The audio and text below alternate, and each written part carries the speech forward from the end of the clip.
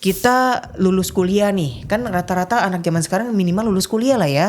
Tapi banyak yang langsung menikah ya, terus ya udah nggak kerja begitu, nggak lakukan apapun lah, mau side job kayak freelance kayak bisnis sendiri, side hustle nggak sama sekali begitu. And then 10 years later something happen. Ini seperti saya kasih contoh tadi.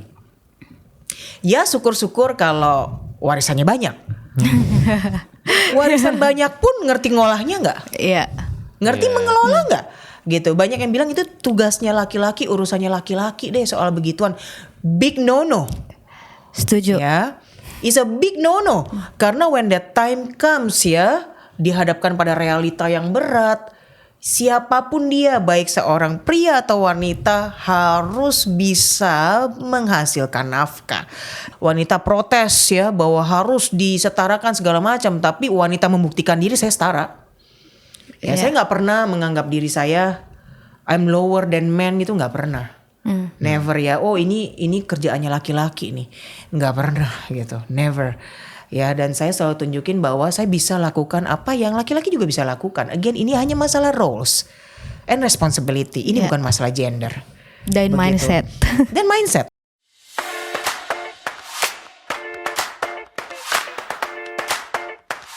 Setuju. Karena memang gak bisa dipungkiri juga sih Mbak, karena kan kita hidup di negara yang penduduknya juga mayoritas Muslim, dan Muslim itu memang ajarannya ya tadi mungkin lebih kental dengan patriarkinya. Mungkin perempuan tadi berpikir kodratnya sudah di rumah saja, kodratnya biarkan laki-laki. Itu bukan perempuan yang berpikir kodrat seperti itu laki-laki yang bekerja. Tolong. Tadi kan Mbak Anita udah bilang kodrat perempuan itu ada 2. Banyak yang berpikir kayak gitu. Nah jadi banyak yang berpikir kayak gitu. Padahal saya tahu, tenang Lika, saya tahu. Kodrat itu memang dia berbicara tentang perempuan itu menstruasi yang tidak bisa dilakukan atau yang tidak bisa pria alami. Melahirkan, menyusui itu memang, tapi untuk misalkan cuci piring, bersih-bersih rumah itu bukan kodrat, tapi asal siapa yang mau dan tidak, ya balik lagi ke mindset, stigma, dan itu masih kental di Indonesia sih Mbak. Orang-orang dan teman-teman saya juga masih banyak yang berpikir seperti itu. Jadi memang jadi harus dikomentari nggak itu tadi Imam? Nggak usah sih. Nggak usah sih. Tapi banyak menarik sih Mbak. Kalau misalkan tadi berbicara di awal tentang kesetaraan, mungkin kesetaraan bisa saya ambil satu kata kunci, seimbang. Jadi mungkin bukan setara tapi seimbang. Misalkan saya datang ke bus atau ke kereta, saya datang dengan adik saya, lalu ada bangku 01. Di situ ada banyak perempuan, lalu saya duduk. Kalau misalkan saya duduk dan adik saya berdiri yang masih kecil, itu tidak seimbang karena saya masih punya kekuatan yang jauh lebih kuat, sedangkan adik saya tidak. Kalau misalkan adik saya duduk dan saya berdiri, artinya seimbang, adik saya duduk. Dan bisa kita ubah lagi opsi ketiga, saya duduk atau adik saya di pangku. Nah terus banyak yang perempuan yang bilang, di sini nggak ada yang mau berdiri ya. Saya di sini perempuan, dia tidak hamil, dia tidak tua. Jadi banyak yang masih berpikir kayak gitu. Lalu ada jokes opsi kayak gini, ya udah kalau kamu mau duduk, saya duduk, kamu saya pangku gitu. Kamu saya pangku, adik saya berdiri gitu. Nggak masuk ya. Kenapa? Kasihan. Keren kan. Ya balik lagi ke topik sih Mbak. Jadi banyak banget. Oh jadi curhat barusan. Jadi banyak banget ya pikiran-pikiran kayak gitu. Tadi tercerahkan juga sih sebagai saya kaum laki-laki gitu ya Mbak ya. Tadi dari pendapat Lika, dari masukan dari Mbak Anit juga. Tapi kalau misalkan kita berbicara tentang wanita karir, seberapa penting sih Mbak untuk wanita itu punya pegangan finansialnya sendiri, jadi tidak bergantung terhadap laki-laki? Apakah penting atau iya tetap harus kerja tadi seperti jawaban Mbak Anit di awal, atau gimana sih Mbak untuk pegangan finansial? Pas Imam tanya soal ini, kita bicara kemandirian finansial ya. Seorang wanita begitu ya, itu pas ngomong apakah penting, di jantung saya bek gitu. Saking pentingnya noncok. Saya akan bilang amat sangat penting. Amat sangat penting untuk Amat punya sangat penting. kemampuan finansial. Yes, untuk seorang wanita, apalagi seorang ibu ya di dalam rumah tangga punya kemandirian finansial. Saya tidak against orang-orang yang bilang pengen jadi full time wife atau full time mom begitu ya dan gak mengerjakan yang lain. Saya percaya satu prinsip bahwa kita semua baik pria ataupun wanita apapun itu ya, ada orang yang memang sempat menjadi ibu atau menjadi ayah, ada yang tidak sesuai dengan panggilan hidupnya masing-masing. Kita semua ini diberikan Tuhan bakat ya dan kekuatan masing-masing untuk berkarya. Itu saya percaya. Ya. Dan apalagi di dalam rumah tangga gitu. Ya, jadi banyak juga orang-orang yang bilang ya saya kan sudah full time mom gitu. Dan nafkah itu dari suami saya. Saya banyak lihat bahwa sometimes ya dalam kehidupan rumah tangga itu nggak selamanya berjalan mulus. Betul gak? Kadang-kadang terjadi yang namanya perceraian. Ya, kadang-kadang seorang ibu rumah tangga harus ditinggalkan oleh suaminya selama-lamanya misalnya. Kadang-kadang juga ada tanggung jawab yang lain. Orang tua yang sakit ya dan lain sebagainya. Gitu. Nah, saya banyak dapati bahwa mereka yang tidak pernah membangun kemandirian finansial ini dalam kondisi seperti ini benar-benar terperangkap ya. Dalam kondisi yang sulit. Kebayang ya, misalnya kita lulus kuliah nih, kan rata-rata anak zaman sekarang minimal lulus kuliah lah ya. Tapi banyak yang langsung menikah ya, terus ya udah nggak kerja begitu. Nggak lakukan apapun lah, mau side job kayak freelance kayak bisnis sendiri, side task nggak sama sekali begitu. And then 10 years later something happen. Ini seperti saya kasih contoh tadi. Ya syukur-syukur kalau warisannya banyak. Warisan banyak pun ngerti ngolahnya nggak? Ngerti mengelola nggak? Gitu. Banyak yang bilang itu tugasnya laki-laki, urusannya laki-laki deh soal begituan. Big no-no. Setuju. Ya. It's a big no-no. Karena when that time comes ya, dihadapkan pada realita yang berat, siapapun dia, baik seorang pria atau wanita, harus bisa menghasilkan nafkah demi keberlangsungan rumah tangga. Minimal kalaupun tidak punya anak, kehidupannya sendiri. Then what after this? Ya, dan 10 tahun itu benar-benar lost ya from the job market, from the workforce, nggak ngerti tren, nggak ngerti bisnis, nggak ngerti organisasi, nggak mengerti pekerjaan apapun. And then bayangin gap yang harus dia tutup ya, ketika dia harus kembali ke workforce 10 tahun kemudian. Betul. Wow, that's a lot gitu. Saya tidak against. Ya orang-orang yang pengen jadi full time mom saja tanpa doing anything else gitu. But be careful ya. Sometimes reality doesn't go with what you wish for. Ya, ketika itu terjadi, di mana safety netnya? Di mana safety netnya? Iya. Ya. Bahkan kan banyak juga, mungkin ada kali ya, nggak terlalu banyak perempuan yang bahkan dia mungkin nggak cocok sama pasangannya, mau cerai tapi bertahan karena ya nanti saya gimana gitu. Benar. Apalagi banyak kasus-kasus KDRT di luaran sana, dia masih tetap bertahan demi finansial sih Mbak. Ya itu. Is it a life worth living? Saya bersyukur ya. Saya ini dari kecil mandiri secara finansial ya. Saya masih ingat saya cari uang sendiri dari umur 14 tahun ya. Wow. Ya dari 14 ya, dikala orang-orang belum mikirin ini, saya udah mikirin ini gitu ya. Makanya kenapa saya bilang big no-no. Big no-no ya. Enggak, jangankan soal gender gitu. Saya waktu remaja aja saya udah bisa earn my own money. Ya, and it gives me power. And power give you options and choice gitu. Betul gak? Betul. Karena ketika kita tidak punya power, financial power, maka our choice is limited. Ya gak? Makanya kenapa orang stay di sebuah relationship yang abusive. Betul. Ya, karena alasan finansial tadi.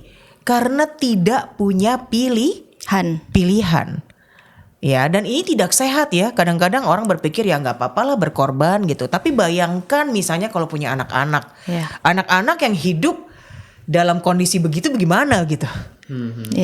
Ya kan? Atau kesehatan mental si istri atau si ibu yang harus ada dalam kondisi apa nih istilahnya kayak KDRT finansial gitu ya, bukan KDRT fisik begitu. Iya. Ya, artinya mereka hidup di dalam tekanan yang luar biasa hanya karena ketidakmampuan mencari nafkah tadi. Dan bayangin ya, spouse-nya ya atau si suami itu merasa powerful-nya kayak apa gitu. I don't wanna be in Take that control. situation. I always tell myself, ya, I don't wanna be in that situation. Jadi ibaratnya hidup kita, I want to have my own control of my life, Yeah. not in somebody else's punya decision. Yeah. It's a no, ya, karena kalau begitu caranya kita benar-benar menggantungkan hidup kita kepada orang lain dan ditukarkan dengan apa? Dengan kehidupan kita yang sesungguhnya kan, our soul kan, trade it for financial security. Nah itu menurut saya jangan sampai kejadian ya untuk kaum wanita yang lagi stay tune ya, nyalakan people di sini, jangan sampai itu terjadi di teman-teman semua. Iya. Karenanya kemandirian finansial sangat-sangat penting. Kalau buat saya wajib ya, saya kadang-kadang ya mau ngomong cuman susah ya kadangnya tanpa menyinggung orang lain gitu ya, bahwa you better, misalnya banyak orang yang aduh abis kuliah langsung nikah aja ikut suami. Come on. You have to try to have a work, have a job, Betul. at least for 2 or 3 years kan, gitu. And then mengerti bahwa gini loh berkarya di dunia real itu ya, berkarya, mencari nafkah, memberikan kontribusi buat dunia itu kayak begini. And then it also prepares you better financially, secara skill juga, dan mentally juga lebih siap buat mengajarkan anak-anak. Betul. Ya, karena you know what the real world is actually asking for, because you've been there to prepare your children better begitu. Setuju Mbak. Ya, jadi kalau saya sih haluannya ya, pertama kalau udah kuliah jangan buru-buru nikah, ya kerjalah. Ya. Gitu, apalah berbisnis, bekerja terserah judulnya apa, tapi rasakan dulu berkarya. And then you have your own confidence ya, your own financial independence begitu ya. Barulah silakan memutuskan langkah berikutnya gitu. Tadi Lika kayaknya udah gregetan mau ngomong. Silakan Lika. Semangat banget dia kalau bahasan gini. Gimana Lika? Iya Mbak, pemikiran-pemikiran seperti ini kan, kita yang punya pemikiran seperti ini, Mbak Anita yang punya pemikiran seperti itu kan, menurut saya itu kan is a privilege ya Mbak. Tapi nggak semua perempuan itu punya pemikiran yang seperti itu. Nah, bagaimana? Saya lebih pengen tanya tips dan mungkin saran dari Mbak Anita ya Mbak. Bagaimana untuk perempuan yang mungkin dia nggak punya kesempatan yang sama seperti kita, udah terlanjur hidup di dalam perangkap yang mana tidak berpenghasilan karena memang dunia patriarki, konstruksi sosial mengatakan bahwa tugas domestik tugasnya perempuan. Jadi kalau perempuan bekerja takutnya tidak seimbang dan lain sebagainya. Bahasa aktivis banget. Berat. Nah, lalu bagaimana Mbak saran Mbak Anita untuk perempuan-perempuan yang udah hidup di dalam situasi yang seperti itu Mbak? Ya, sekarang kalau sudah hidup di situasi seperti itu kan, ketika kita reach out ke mereka begitu kan, ada 2 pilihan. Apakah ya udahlah pasrah aja gitu ya. Walaupun kadang-kadang saya bilang itu sedikit banyak ekuivalen dengan malas. I'm a bit ini ya, karena I work hard for my career gitu. And I never consider bahwa menjadi seorang perempuan itu akibatnya itu sebuah kayak privilege untuk lebih bersantai dan berleha-leha. Never in my life gitu. Jadi kita bisa semoga mereka terbangkitkan ya dengan apa yang misalnya kita bagikan. Misalnya salah satu contoh di forum seperti ini aja, begitu ya, dalam podcast pembicaraan seperti ini, diskusi ya. Tapi mungkin alangkah baiknya memang di sekolah-sekolah misalnya ya, kalau di rumah nggak didapetin di mana ya, di sekolah ya salah satunya, betul nggak? Memang harus banyak figur-figur wanita ini yang ditampilin. Nah again, saya memang tidak besar dengan stigma bahwa gue perempuan nih nggak usah gimana-gimana deh gitu. Tapi bersyukurnya pas saya kerja saya ngelihat perempuan-perempuan hebat. Bos saya pertama perempuan. masih berteman sampai sini, sampai sekarang ya. My first boss ya is a girl boss ya. Sekarang lagi ngetren ya, #girl boss ya. Girl boss di mana-mana.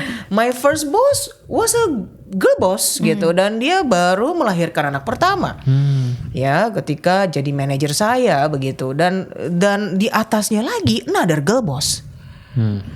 I feel like aha gitu ya. So what I've been thinking is true gitu. Ya. Jadi kita perlu validating points and opportunities yang kayak begitu. Ya, dan itu harus lebih sering dikumandangkan. Kalau saya nggak salah baca ya, bahkan Indra Nui sendiri tuh dari kecil ibunya udah mendidik bahwa you can be anything that you want gitu ya.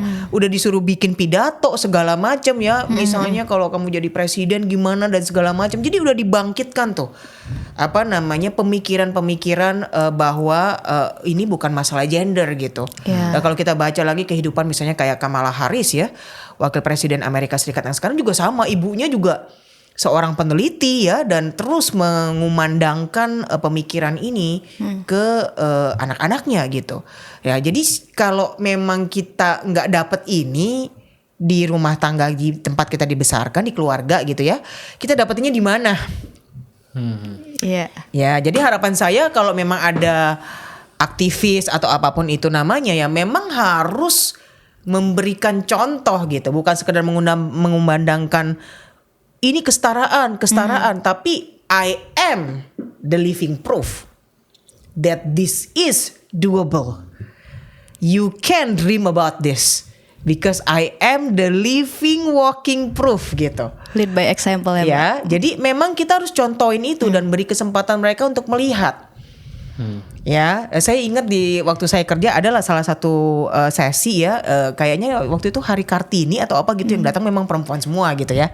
Yang diundang juga salah satu presidir di perusahaan tekstil terbesar di Indonesia ya. Itu mirip-mirip tuh, bahwa spouse-nya memang harus lebih banyak berkorban gitu ya, karena dia benar-benar sibuk sebagai seorang presidir, dan menurut saya itu kan permainan peran tadi. Ya, jadi kita perlu tuh menghadirkan figur-figur yang seperti ini supaya menunjukkan bahwa tadi ya pertanyaan awalnya, mungkin gak sih? Jawabannya mungkin. Yang benar iya. Dan banyak sudah dibuktikan. Ya, banyak sudah dibuktikan gitu. Dan saya melihat sendiri ini mungkin. Ya, ini sangat mungkin dengan pengaturan yang tepat ya. Dan dengan apa nih, stigmanya memang harus diangkat bagi yang terpengaruh stigma. Ya, tetapi setelah stigmanya diangkat, role modelnya diberikan begitu ya. Ini kan kembali kepada orangnya, makanya earlier is better ya. Dalam menunjang mindset yang benar ini soal kesetaraan gender. Dia kan bukan semata-mata bahwa wah wanita protes ya, bahwa harus disetarakan segala macam, tapi wanita membuktikan diri saya setara. Ya, saya nggak pernah menganggap diri saya I'm lower than men gitu, nggak pernah. Never ya. Oh ini kerjaannya laki-laki nih, nggak pernah gitu. Never. Ya, dan saya selalu tunjukin bahwa saya bisa lakukan apa yang laki-laki juga bisa lakukan. Again, ini hanya masalah roles and responsibility. Ini bukan masalah gender. Dan mindset. Dan mindset. Ya, ini hanya masalah mindset gitu. Tadi kembali lagi soal di luar ranah-ranah biologis ya. Peran pria dan wanita atau ranah-ranah flavor tadi ya. Bahwa seorang wanita memang brain structure-nya berbeda dari seorang pria dan lain sebagainya, tapi di luar itu nothing is impossible. Nothing is impossible ya. Saya juga salut ya waktu baca tentang Wally Funk ya, karena tes yang dia mesti endure ya untuk lulus keluar angkasa, walaupun dia akhirnya nggak terpilih begitu ya, nggak pernah dapat kesempatan itu. Silakan baca-baca nanti ya di rumah. Itu luar biasa. Itu luar biasa. Tes fisik dan mental yang harus dihadapin. Saya sih nggak bakal sanggup ya. Makanya dia lolos gitu, bisa jadi astronot gitu, dan masih terbang keluar angkasa di umur 82. Artinya dia kemampuan fisik dan mentalnya di atas rata-rata gitu. Bahkan di atas rata-rata pria. Ya, jadi kembali lagi ini semuanya anything is possible in this world gitu loh. Ya, jadi harus mulai sedini mungkin ya, Lika, dan ini harus lebih dari sekedar propaganda. Ya, bahwa ini, tapi kita harus walk the talk ya, memberikan contoh, memberikan role model bahwa this is achievable, ini bisa dilakukan. Kurang lebih seperti itu, dan hasilnya akan luar biasa ya, karena kalau kita lihat banyak karya-karya luar biasa di dunia ini ya hasil karya seorang wanita. Ya, di berbagai bidang itu sudah terbukti. Ya, contohnya penemu radium ya, yang menemukan yang mendapatkan penghargaan Nobel ya, itu Marie Curie. Saya baca biografinya ya. Saya dulu kalau lagi down ya, saya bacanya tuh bukan sekedar baca komik ya. Saya baca biografi orang-orang yang hidupnya mirip saya gitu. Ya, I was not born with luxury. Ya, jadi apalagi ini mirip ya, Marie Curie juga dia seorang wanita, seorang saintis gitu ya, dan berkeluarga ya, akhirnya menemukan ya tadi pria yang bisa yang mensupport apa yang dia lakukan dan nggak merasa terintimidasi ya. Kalau nggak salah satu guru besar wanita pertama di Sorbonne University Paris ya, di zaman itu loh. Di zaman itu, di mana wanita yang sekolah berapa sih, ini udah jadi guru besar gitu ya. Dan dia seorang jenius ya, dan kalau saya lagi down dulu ya, saya baca tentang biografinya, and this is doable gitu. You have to be inspired by others. Ya. Ya, semoga menginspirasi kaum wanita ya, karena kebanyakan kalau kaum wanita galau itu buat story. Bukan baca, kalau kan nonton drakor. Bukan baca untuk menginspirasi, tapi buat story lagu galau. Setelah kita minum dulu. Ini dijual nggak Mas Hanif? Enggak. Oh, belum dijual, belum. Eksklusif buat yang ikut webinar aja. Untuk ikut kegiatan-kegiatannya nyalakan.id. Luar biasa. Kita minum dulu.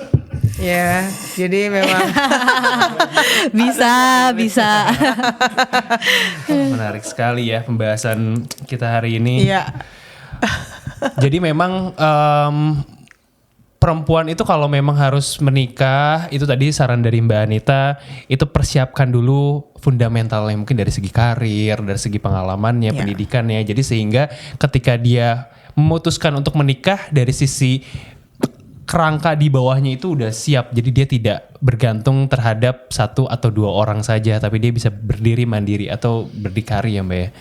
Ya, mandiri secara finansial. Betul. Ya, dan critical thinkingnya jalan. Ya, critical thinkingnya jalan, bisa beropini sendiri ya, dan mampu berargumentasi dengan sehat begitu. Dan tentunya ini diajarkan ke anak-anaknya. Ya, karena dia mengerti ya, mengaplikasikan ini semua in the real world. Ya, in the real world gitu. Dan itu penting buat saya, itu sangat penting. Oke Mbak, ini ada pertanyaan titipan dari tim kreatif kita nih Mbak. Jadi misalkan mungkin aku tanya ke Mbak Anita dan Lika deh. Kalau misalkan pendidikan udah lulus kuliah, terus karir diberikan kesempatan ya 3-4 tahun lah, udah bisa berkarir secara mandiri. Tiba-tiba ada yang melamar Mbak. Ini pertanyaan titipan kreatif nih. Mati. Gimiknya bisa. Terus ada dilamar sama laki-laki ya, bisa anggap masuk ke 9 naga di Indonesia nih Mbak. Dia Konglo gitu Mbak ya. Kita berimajinasi aja what if gitu ya. Lalu mungkin Mbak Anita kalau punya anak, atau Lika ketika Lika kan sekarang 23 jalan 24, udah berkarir juga.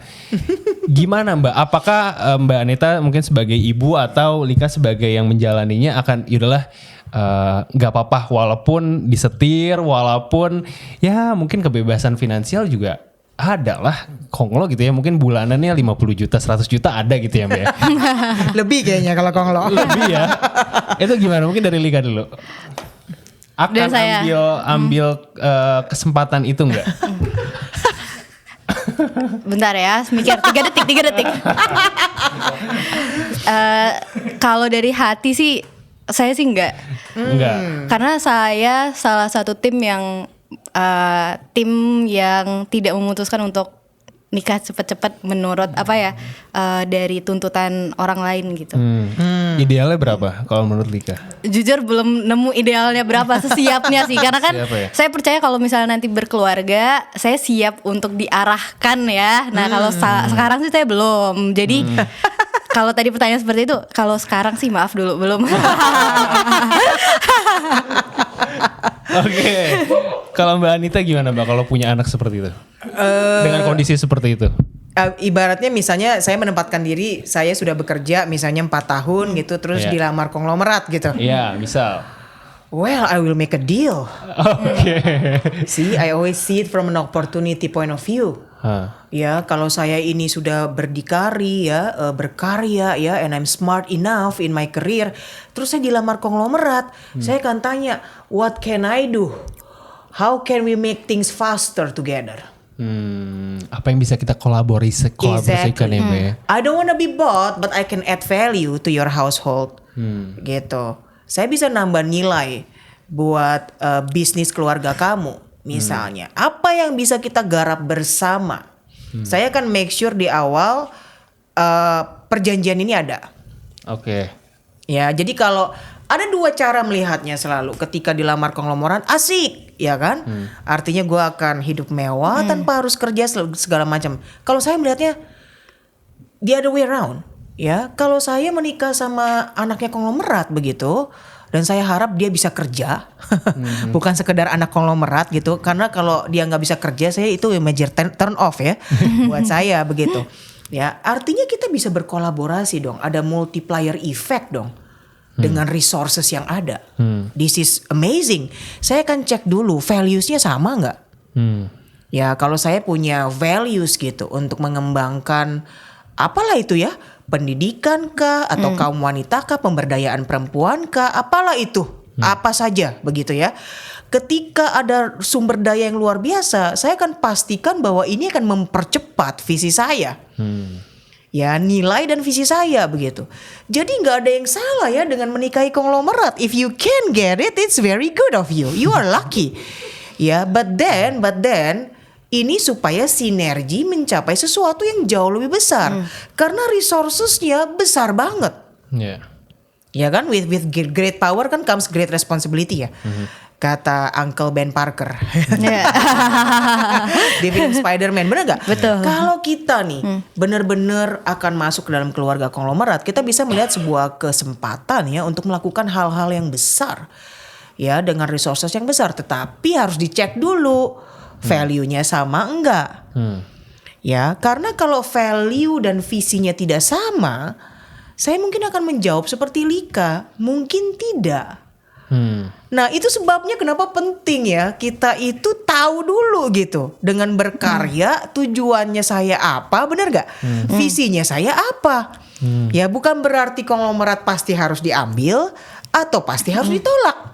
Iya. Tapi menurut pertanyaan Imam tadi kayaknya dia tipe konglomerat yang saya cinta sama kamu, saya nggak mau kamu kenapa-napa, udah di rumah aja ya. Ini saya kasih bulanan 200 juta. Ya, kita bagi peran ya, kamu ngurus rumah tangga, Aku yang kerjaannya aku kasih 1 M. Apa tuh istilahnya trophy wife ya? Iya. Ada istilahnya tuh di dunia pop culture Iya. ya. Trophy wife ya, punya istri cantik ya, hanya untuk dipajang dan lain sebagainya. Kalau cuma sekedar jadi trophy wife buat apa? That if you really want me, I can add a lot of values to you and to your business and to your organizations. I am more than just a trophy wife. Yeah, I can be a multiplier effect towards your business. Dicari banget yang kayak Mbak. Betul gak? Ya, walaupun sesederhana itu kan, kalau tidak ada kesamaan visi, misi ya dan values. Ya ini bukan masalah konglomerat atau bukan, siapapun orang ini ya kita tidak bisa menjalani bersama kan? Iya. Ya karena ketika menikah ini kan satu bahtera. Ya kan? Iya. Kalau mau jalan sendiri-sendiri ya nggak bisa gitu. Nah kalau orang memilih untuk akhirnya menjadi istri konglomerat for the sake of ya ini financial security yang luar biasa dan hanya itu saja, saya menyayangkan. Saya hanya menyayangkan, saya tidak berani, ini pilihan pribadi orang-orang, tapi saya menyayangkan karena sebenarnya ada resource yang luar biasa yang bisa diolah bersama gitu. Ini saya cara melihatnya agak beda memang. Iya, itu justru yang kita butuhkan. Iya. Ya. Oke. Ya walaupun saya tahu ya kayaknya waktu kita udah mepet, cuman ini pertanyaan terakhir Mbak dari tim kreatif kita gitu. Ini beneran nyala gak nih? Kalau ini nyala tapi tabnya kosong. Bisa. Mbak boleh nggak di menit-menit terakhir minta tipsnya untuk perempuan-perempuan yang mungkin kan sekarang tuh banyak perempuan-perempuan yang merantau dari asal daerahnya yang mungkin suburban gitu ya Mbak ya. Nah, ketika mereka sudah tercerahkan pikirannya, tidak terperangkap lagi dalam sistem yang patriarki ini, tetapi ketika mereka pulang ke rumah, itu kan budaya itu masih ada ya Mbak. Bahkan sering sekali, ini cerita dari teman saya, kalau semisalnya dia pintar, maksudnya dia sangat amat potensial untuk berkarir, tetapi dia diminta untuk pulang terus gitu dari keluarganya, kasihan orang tuanya sendirian, walaupun tidak benar-benar sendiri gitu ya Mbak. Gimana caranya untuk tidak menyakiti pihak manapun nih Mbak, antara dia apakah dia tetap stay di karirnya dengan dia membuktikan kalau dia bisa, dan dia bisa pun pasti akan membawa keuntungan bagi keluarganya, atau dia sebagai anak yang berbakti. Nah itu tadi perempuan multi peran gitu ya Mbak ya, harus balik ke rumahnya, ke daerahnya gitu. Menurut Mbak Anita seperti apa? Saya asumsikan ini tidak ada masalah gender ya. Artinya yang anak laki juga ditarik pulang. Iya apa enggak? Kebetulan teman saya perempuan sih Mbak. Ya, maksud saya begini. Kalau ini masalah bahwa yang ditarik jadi anak perempuan ya, itu menurut saya kurang fair. Ya, karena tanggung jawab rumah tangga termasuk mengurusi orang tua yang mungkin sudah tua atau sakit-sakitan, itu tanggung jawab bersama between siblings. Yeah. Ya, jadi kalau ada yang bilang oh ini yang perempuan aja yang ngurusin atau yang masih single aja yang ngurusin, it's not fair buat saya. Ya, kita harus secara, walaupun fair itu bukan 50-50, tetapi semuanya harus kontribusi. Ya, ini kita put aside dulu ya, assuming bahwa ini bukan masalah gender semata. Ya, apakah temannya Lika yang perempuan ini bagaimana menyikapi hal ini, begitu kan? Yeah. Nah, tergantung nih, kalau misalnya ini kan bisa dibicarakan ya secara terbuka gitu dengan orang tuanya gitu. Ya, walaupun saya tahu ya banyak kan kayaknya orang di Indonesia nggak bahas gini sama orang tuanya ya. Tabu gitu. Tapi kalau saya orang yang even di zaman saya cukup outspoken. Ya, untuk bicara hal-hal sensitif dengan orang tua saya. Ya, emang udah begitu dari dulu ya. Ya, kita bisa bertanya kan secara terang-terangan, what kind of support sih yang sebenarnya ibu atau bapak perlukan? Do you really want me to leave my career to move here? If yes, why? Iya kan? Yeah. Karena pada akhirnya betul kita harus ada buat orang-orang tercinta, tetapi itu semua comes with pros and cons. Misalnya, yes, I live my career, I'll be here with you, but I don't have income. Because I don't work. Ya kan? So, bagaimana saya menghidupi saya dan menghidupi misalnya bapak ibu juga. Gitu kan? Nah, pembicaraan ini yang menurut saya jarang dibicarakan terbuka gitu. Semata-mata anak berbakti itu ya harus ada deket di orang tuanya, ngurusin ya iya, tapi semua ini butuh uang. Kita suka lupa faktor ini. Terlepas ini bukan yang anak konglomerat tadi ya. Beda cerita, nggak diajak. Ya, kita put that out from the equation first. Ya, kita bicara orang kebanyakan. Ya, bukan yang resourcesnya tak terbatas tadi, itu sih nggak pusing. Ya, tentunya Lika bertanya karena dia bukan anak konglomerat, betul. Ya, makanya bertanya pertanyaan ini. Nah, hal-hal ini mesti dibicarakan. Ya, secara terbuka begitu. Karena kadang-kadang again ini stigma nih dari orang-orang di sekeliling. Apakah benar ini yang diinginkan dari orang tuanya sendiri? Belum tentu. Ya, dan sekalipun jawabannya iya dan memang sudah sangat kritis misalnya situasinya, banyak opsi. Misalnya dengan mengambil unpaid leave. Cuti tak berbayar, coba nego with your employer. Ya, saya mau take care of my sickly mother misalnya, begitu ya. Give me like 2 months or 3 months, begitu kan? Ya kan? Atau kalau saya sih selalu mikirnya gini, jika A maka apa kan, udah ini apa root cause analysis, problem solving gitu. Atau orang tuanya yang dibawa pindah ke kita. Ya. Nggak semestinya kita ke yang sono, ikut. situ juga bisa ke sini gitu ya. Bisa juga begitu kalau kondisinya memungkinkan. Ya. Nah, tetapi kalau benar-benar harus ke sana dan memang diskusinya sudah terjadi dan memang harus demikian dan sudah dibicarakan matang di dalam keluarga, bukan berarti juga kan nggak bisa ngapa-ngapain. Iya. Ya, saya punya dulu pernah punya temen lah yang akhirnya harus menikah dan pindah ke luar negeri gitu, dan harus ikut, kan kalau udah menikah nggak mungkin pindah di dua benua yang berbeda gitu ya. Harus ada yang ngalah quote unquote. Tapi ngalah kan bukan berarti kalah dong. Betul. Ya, artinya lu ngalah demi your spouse, it doesn't mean that you cannot do anything. There are always opportunities surrounding us wherever we go if we just look in more details enough. Iya gak? Iya Mbak, Ya, setuju. banyaklah kisah orang perantauan bisa tiba-tiba jadi pengusaha kaya, dari single mom yang merintis apalah.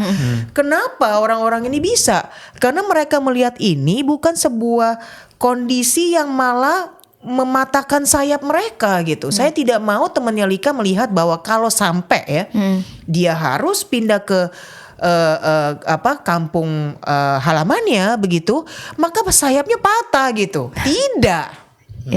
Ya, opportunities are everywhere. Ya, if you really want to build them gitu. You have to create opportunities ya. Gitu. Jadi living jobs itu bukan berarti, atau living your business bukan berarti juga di sana nggak bisa apa-apa begitu. Atau banyak cara arrangement yang bisa dibuat. Ya, jadi itu nggak selalu satu harga mati doang gitu. Kalau gue begini maka karir gue selesai, terpaksa gue berbakti. Kenapa nggak narasinya diganti? Kalau gue begitu, gue berbakti dan gue berkarya di tempat yang baru. Iya. Ngerti gak? Ngerti. Ya. Teman saya dengerin. Siapa sih namanya? Jelas Rika ya. Iya, Jadi Mbak. jangan sampai kondisi-kondisi ini ya membuat kita itu sayap kita patah ya karena satu dan lain, karena circumstance di awal-awalnya mungkin berat ya, tetapi bukan berarti tidak bisa begitu. Apapun bisa dilakukan ya kalau kita benar-benar mau creating opportunities dan bekerja keras gitu. Setuju, ya. Mbak. Jadi jangan selalu dianggap itu kayak tadi ya pertanyaan Imam awal nih, ini kalau udah menikah pilih karir, kenapa selalu 0 to 1 gitu ya pilihannya?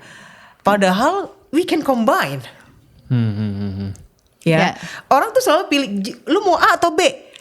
Oh enggak, gue bisa masak A sama B jadi satu, jadi AB. Gitu, with my own wittiness ya, dengan akal saya, dengan kecerdikan saya akan bisa atur ini semua sedemikian sehingga A dan B nggak mesti dipilih salah satu. Kalau bisa kenapa harus milih ya Mbak? Iya, exactly. Kenapa harus karir atau keluarga? Loh, bisa kedua-duanya. Bisa dengan arrangement yang tepat. Setuju. Ya, di era sekarang aja kan kalau misalnya kita berkaca di 2019 kemarin, pilih Jokowi apa Prabowo ya, sekarang aja udah ada Prabowo dan Combine. Gibran. Kenapa harus dia? Ini perlu di-cut gak ini? Nggak aman. Ya udah, tapi mungkin boleh nggak Mbak Anita ada pesan penutup mungkin untuk teman-teman perempuan di luar sana atau sobat nyalakan people yang mungkin Gen Z lah, kita fokus ke Gen Z aja yang baru memulai karir. Apa sih Mbak pesan-pesan untuk mereka, ini terkhusus untuk kaum perempuan? Saya dong. Yang ngeliatnya. Saya akan simply bilang nothing is impossible. Sesederhana itu gitu. Kalau nggak percaya baca aja sejarah. Ya, bahkan saya lupa sebut ya, di entah berapa ribu tahun yang lalu sudah ada yang namanya Ratu Cleopatra. Ya, one of the greatest politician. Ya, and she is a woman. Ya, baca aja mengenai biografinya begitu ya, semua manuver politik yang harus dia lakukan ya, bagaimana dia menguasai banyak multiple language gitu ya di eranya dan lain sebagainya. Menurut saya ini semuanya udah ada dari dulu gitu. Ya, tetapi stigma-stigma ini dibuat untuk menguntungkan beberapa pihak saja. Ya, jadi jangan lihat gendernya. Put aside that ya, it's all about kompetensi dan capability dan tentunya yang paling dasar sebenarnya kemauan. Ya, even if Nyalakan People yang lagi stay tune ini juga seorang laki-laki gitu ya, dengan all your I would say more privilege mungkin. Ya, di patriarchy society misalnya, kalau nggak ada kemauan juga what's in it for you? Nothing. Ya, nggak ada yang dicapai juga ya kalau dengan segala fasilitas yang ada juga nggak ada kemauan. Percuma. Dengan segala fasilitas tidak ada tapi ada kemauan, it works wonders to you. Ya, setuju. Luar biasa. Aduh, pembahasan kita hari ini memang sangat menarik insightful untuk teman-teman semuanya dan sobat Nyalakan di luar sana. Nah, jadi bagi sobat Nyalakan People buat Nyalakan People yang mau kita bahas topik apa berikutnya, boleh tulis di kolom komentar di YouTube, di TikTok, di Instagram kita di nyalakan.id. Dan terima kasih Mbak Anita buat waktu dan diskusinya. Terima kasih Mbak Anita. Terima kasih Mas Imam. Semuanya di episode next selanjutnya. episode. Bye-bye. Bye.